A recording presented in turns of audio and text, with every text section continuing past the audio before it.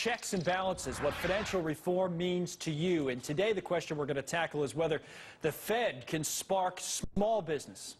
I am Connell McShane, and today for Cheryl Casoni. With me for the entire hour are Jim Awad, Managing Director at Zephyr Management, and our very own Sandra Smith. And joining us to assess the state of small business lending, former SBA Administrator Hector V. Barreto, and Lloyd Chapman is also with us, President of the American Small Business League. But I do want to start with Peter Barnes, who's at the Fed's Small Business Lending Conference today down there in D.C. What can the Fed do, I wonder, Peter? Well, hey, Connell, everybody here is focused on small business because everybody's looking at small business to create jobs in this economic recovery, which, as you know, is not happening very much, particularly with small companies worried about the future, healthcare reform, lending, and everything else that's going on out there. Fed Chairman Ben Bernanke kicking off things this morning, talking about everything that the Fed has done already to try and help improve small business lending, and also looking at potential steps down the road.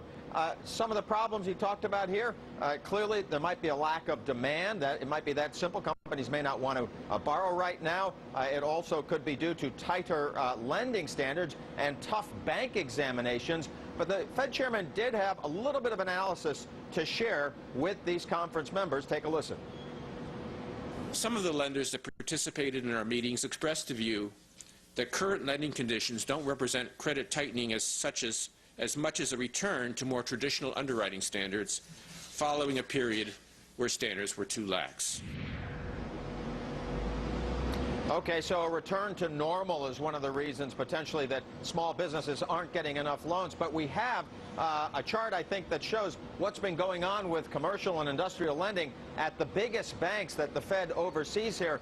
And it's a really ugly picture, down 25% in the financial crisis, a drop of $200 billion in lending, a lot of that to small and mid-sized companies. Connell? Yeah, absolutely, Peter. You stay with us. You might want to respond to what some of our guests have to say on this. It's a huge issue. We do have former SBA Administrator Hector V. Barreto with us, Chairman of the Latino Coalition.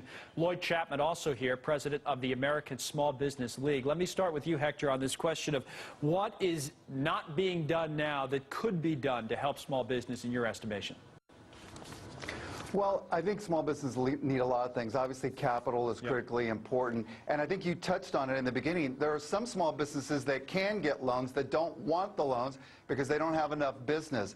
Also, what we're hearing from a lot of the community banks is they feel like they get it from both sides. You know, the administration sometimes says you're not doing enough, and on the other side, the regulators are saying you're doing too much. Don't do any more of the kind of lending that you've been doing. Right. So it's a tricky situation. But I will tell you that, you know, the perception does become reality. And a lot of small businesses are really concerned about the future. They don't know where this recovery is going, and they don't know how to plan for the future. And they're worried about their costs going up and all these types of things. Sure. But from your point of view, Lloyd, let me go to Lloyd now.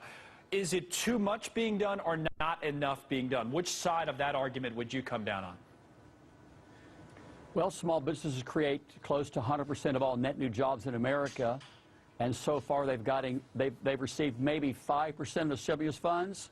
So I think the government's not doing enough. In fact, I don't think anyone thinks they're doing too much.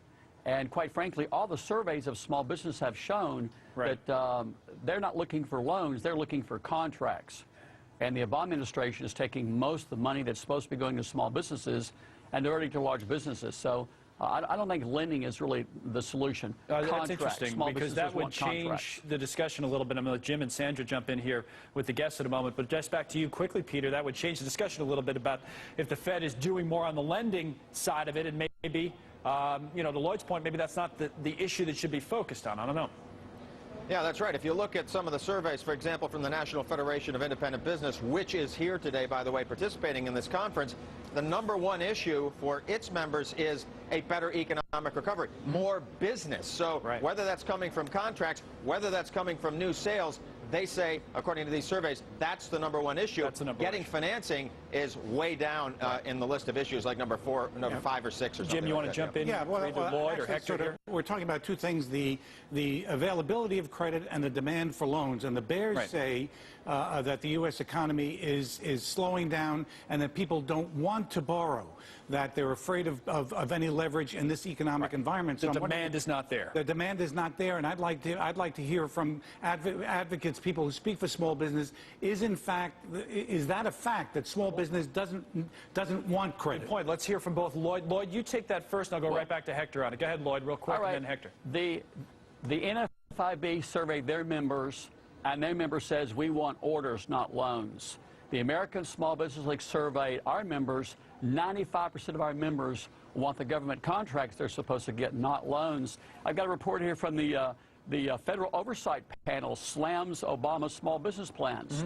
So it doesn't make any sense to talk about lending small businesses money when the largest federal program to direct infrastructure spending to the middle class is the Small Business Act. Is that right, then, Hector, that, as Lloyd says, that it's not about the loans, the small businesses is not what they don't need to borrow money? I think, look, I think you can always find examples of where some folks don't want any loans at all, and I think contracting is critically important. You're talking about $100 billion in potential contracts to small businesses. We want to make sure that they're getting their fair share of them. Look, SBA lending last year was down about 70%. It's starting to trickle back up. We need to see more of that, but I think it's a combined thing. We have to surround small businesses with all the tools they need to succeed, not just capital, not just contracts, but also capacity building. And also, the worst thing we could do is increase their cost. And a lot of them are concerned about what's going to happen with taxes next year, what's going to cost to comply with the health care legislation, what about a potential energy bill.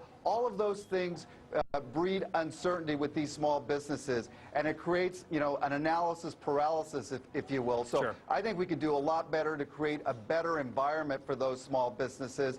And as Lloyd said, you know, small businesses still are the engine that fuels the economy. So we need to be making sure that we're paying attention to them. Hector, that being said, what are you hearing as far as expectations from the small businesses as to whether or not they believe that we're even going to return to pre-recession levels? Do they think it's just going to stay like this for a while, and maybe we won't even see that kind of success going forward?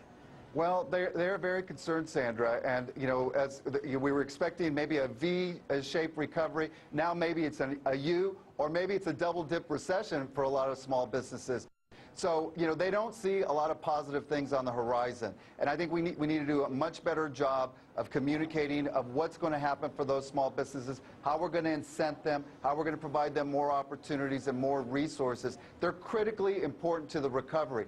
I think we spend too much time talking about the bailouts and what big business needs and how we're going to regulate big industries, and small businesses get lip service. I think it's interesting, Jim, that that Hector brings up the idea of a double-dip recession for small business, as opposed to one for the entire economy, which may be unlikely from a statistical point of view.